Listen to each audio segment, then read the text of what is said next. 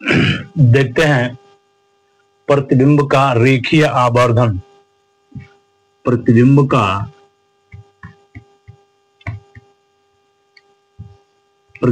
का रेखीय आवर्धन।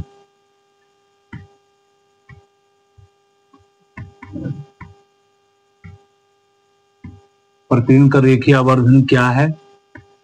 यदि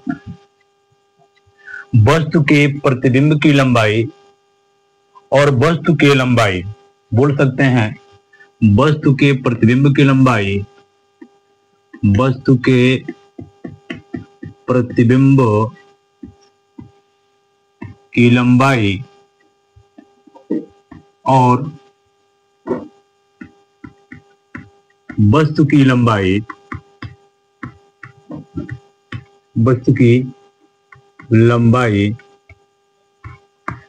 के अनुपात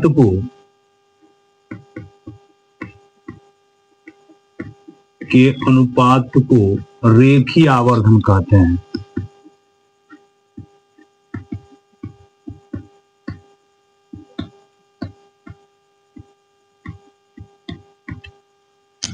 वस्तु के प्रतिबिंब की लंबाई और वस्तु के प्रतिबिंब की लंबाई और वस्तु की लंबाई के अनुपात को रेखीय आवर्धन कहते हैं।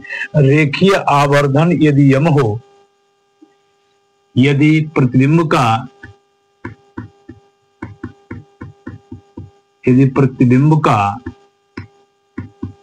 रेखीय आवर्धन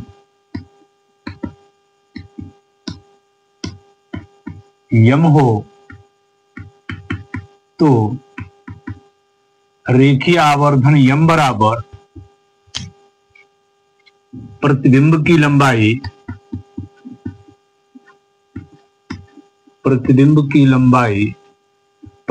लंबाई को आई से और वस्तु की लंबाई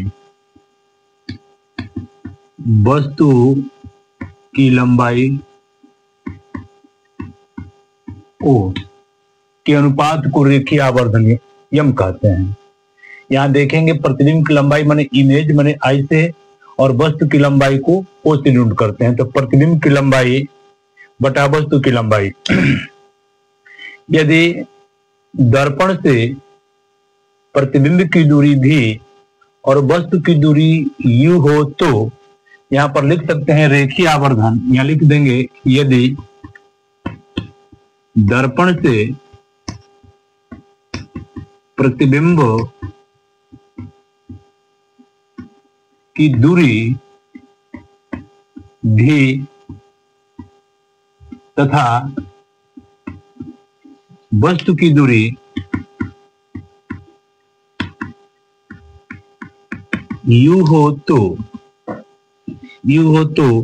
रेखीय आवर्धन यम बराबर भी बटा कि u लिखा जा सकता है। यानी दर्पण से प्रतिबिंब की दूरी और वस्तु की दूरी, दर्पण से प्रतिबिंब की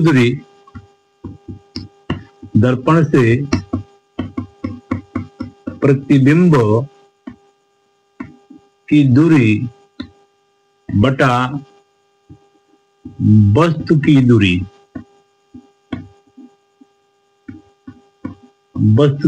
दूरी, इसी अनुपात को हम लोग रेखीय आवर्धन कहते हैं। अतः रेखीय आवर्धन बराबर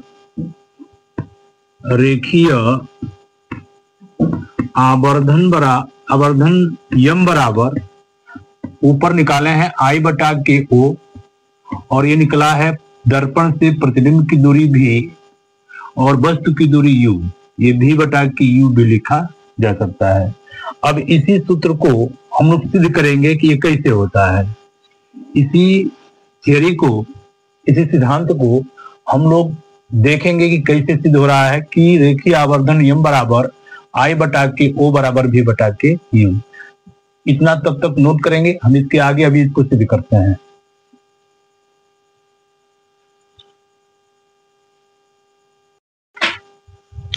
देखते हैं प्रतिबिंब का रेखीय आवर्धन। यहां पर लिखेंगे प्रतिबिंब का रेखीय आवर्धन यम बराबर प्रतिबिंब की लंबाई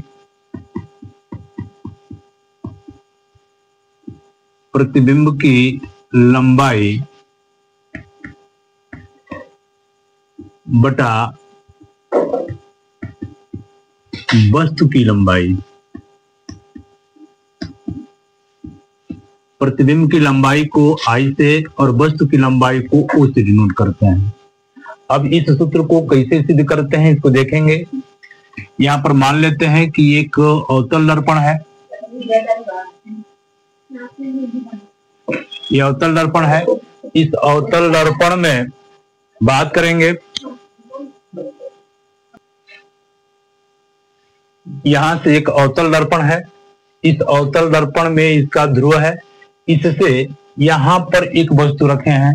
इस वस्तु से चलने वाली प्रकाश की किरणें जब इस पर आपतित होती हैं तो ये परावर्तन के पश्चात फोकस से होकर के जाती है, और जब ये प्रकाश की किरण यहां से यहां पर देखेंगे ये फोकस हो जाएगा, यहां से ये वक्रता केंद्र हो जाएगा, और जो प्रकाश की किरण वक्रता केंद्र से होकर के जाती है तो ये बिना विचलित हुए सीधे अपने मार्ग में लौट जाती है। अब यहाँ पर देखते हैं कि ये दोनों किरणें जहां काटती हैं यहीं पे प्रतिबिंब बनता है। इस प्रतिबिंब को हम ए डैश और बी डैश से डिनोट कर ले रहे हैं। यदि यहां से प्रकाश की किरणों को हम यहां से मान लें कि यहां से होकर के जा रही है, ये ऐसे होकर के जाएगी, यहां से होकर के जाएगी। यहां पर ये जो आ रहा है इसको कहेंगे वस्तु की लंबाई। हम यहां लिख देते हैं कि ए बी बराबर वस्तु की लंबाई और ए डैश बी डैश को कहते हैं प्रतिबिंब की लंबाई। प्रतिबिंब की लंबाई वस्तु की लंबाई को ओ से और प्रतिबिंब की लंबाई को आई से डिनोट करते हैं। यहां से यहां तक की दूरी वस्तु की दूरी कहलाती है। एपी को हम लिख सकते हैं वस्तु की दूरी, ये वस्तु की दूरी है। यहां से यहां तक की दूरी B P dash P B dash B dash P को कहते हैं प्रतिबिंब की दूरी, और प्रतिबिंब की दूरी को भी से डिनोट करते हैं।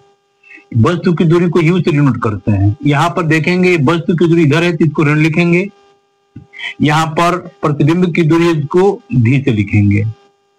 यहां पर ये प्रतिबिंब की लंबाई ये नीचे है तो इसको माइनस लिखेंगे, ये वस्तु की लंबाई है ओ तो इसको ऊपर है तो ये प्लस लिखेंगे।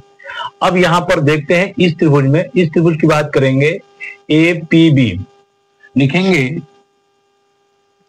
त्रिभुज यहां पर लिख दे रहा है ए पी बी, त्रिभुज ए पी बी व इस त्रिभुज में ए डैश बी डैश पी में, त्रिभुज ए डैश पी बी डैश में ये 90 अंश का कोण है तो ये भी 90 अंश का कोण है, तो ये 90 अंश का कोण है तो बी ए पी कोण बी ए पी बराबर ये भी 90 अंश का कोण है, तो कोण ए डैश बी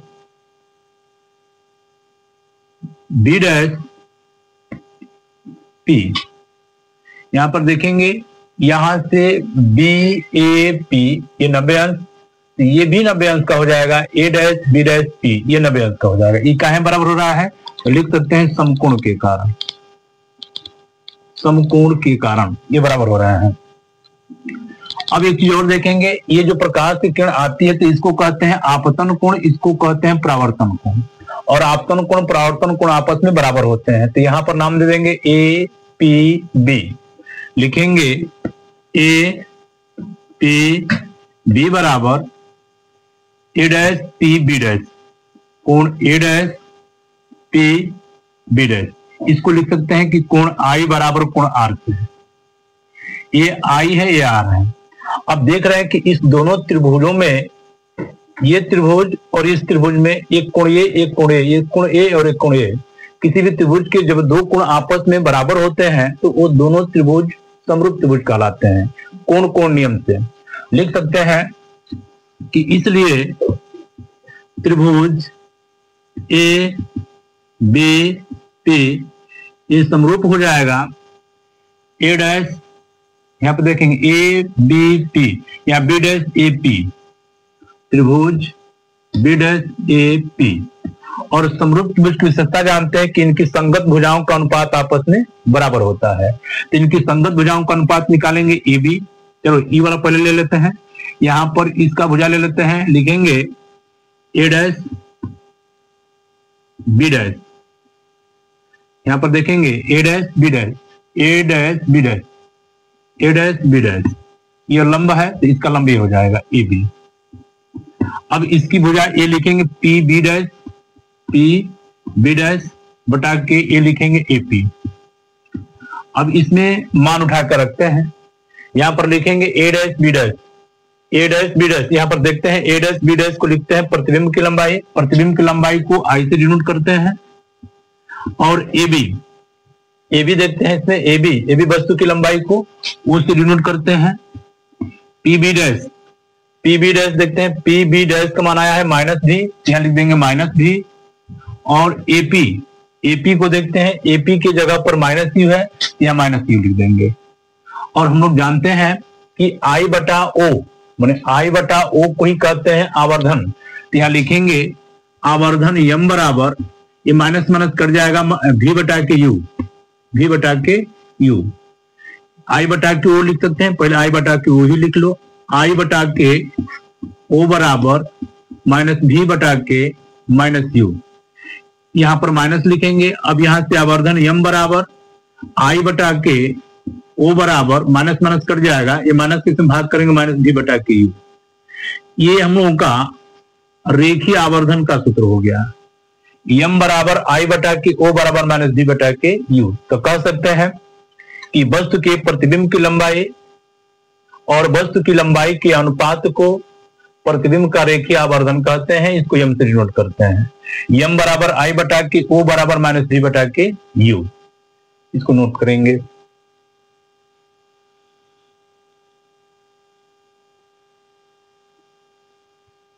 अब देखते हैं समतल, अवतल व उत्तल दर्पणों की पहचान हम कैसे करते हैं।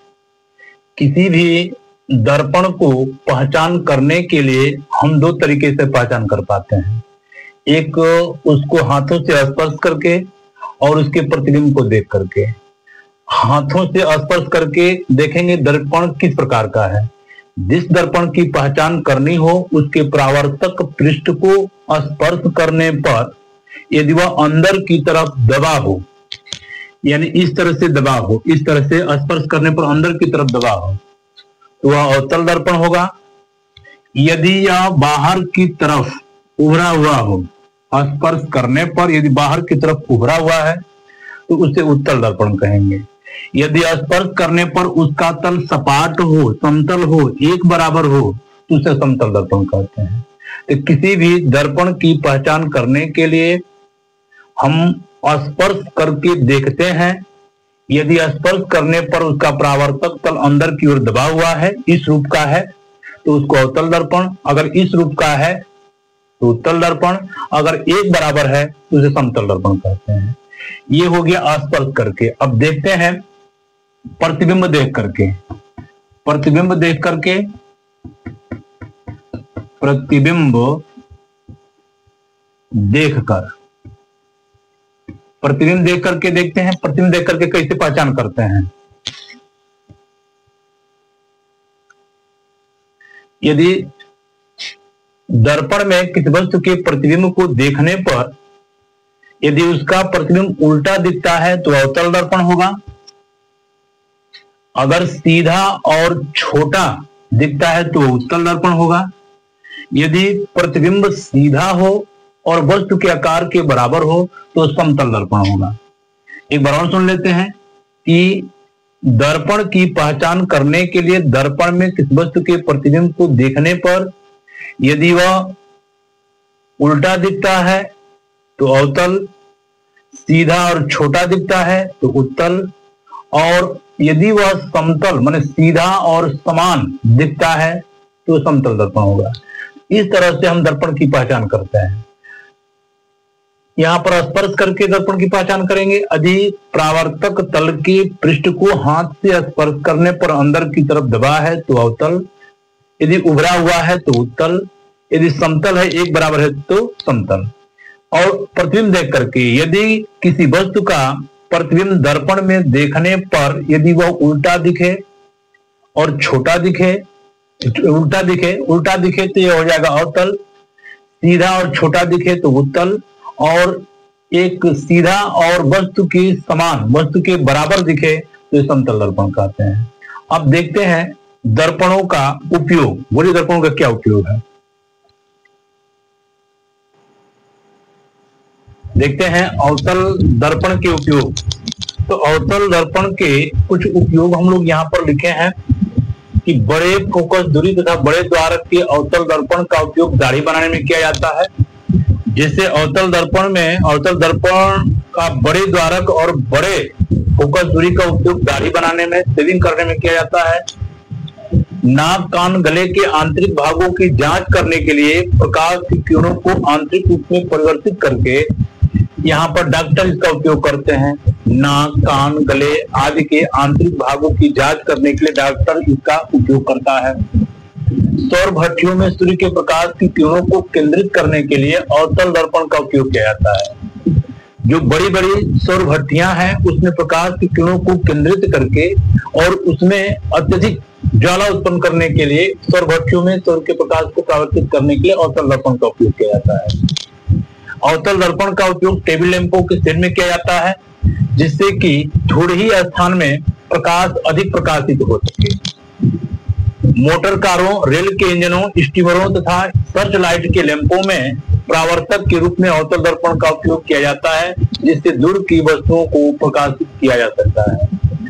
यहाँ पर ये अवतल दर्पण का उपयोग है। अब उत्तल दर्पण का उपयोग देख लेते हैं। जो वाहन चलाने वाले जो ड्राइवर हैं, जैसे ट्रक के, टैक्सी के जो चालक हैं, उनके सीट के बगल में एक दर्पण लगा रहता है जिसे हम लोग उत्तल दर्पण कहते हैं। इससे होता क्या है कि पीछे की वस्तुओं का जो विस्तृत क्षेत्र का जो प्रतिबिंब है वह थोड़े ही स्थान में स्पष्ट दिख सकता है। इसके लिए हम लोग वाहन चालक के सीट के बगल में इसका उपयोग किया जाता है। सड़क पर लगे हुए जो बड़े बड़े लैंप हैं उनमें उत्तल दर्पण का उपयोग किया जाता है जैसे कि प्रकाश दूर तक फैल सके। इसलिए हम लोग सड़कों के किनारे जो लगे हुए बड़े लैंप हैं उसमें उत्तल दर्पण का उपयोग करते हैं। ये उत्तल दर्पण और अवतल दर्पण का उपयोग है। जिस वालों को नोट करना है नोट कर सकता है।